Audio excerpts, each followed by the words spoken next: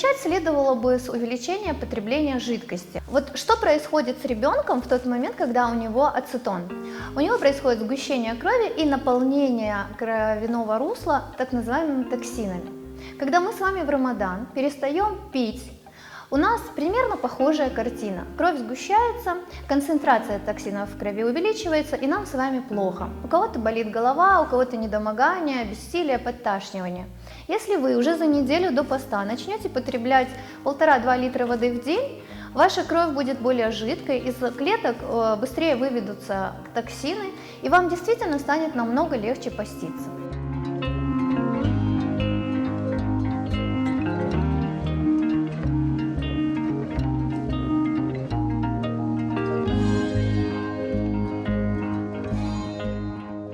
Замечали ли вы, что если вы ограничите сладкое и мучное в рационе, вам становится плохо, у вас нехватка сил, у многих головная боль, и порция сладкого резко решает всю эту проблему?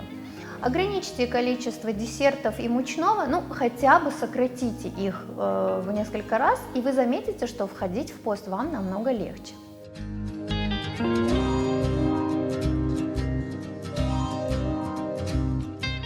Также я рекомендовала бы увеличить количество растительной клетчатки в рационе, есть больше овощей и фруктов.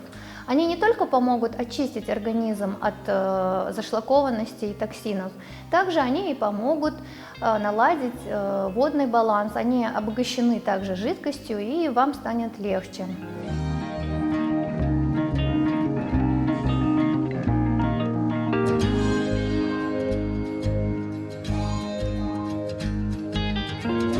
Стоит нам не выпить бодрящую чашечку с утра, и нам весь день плохо.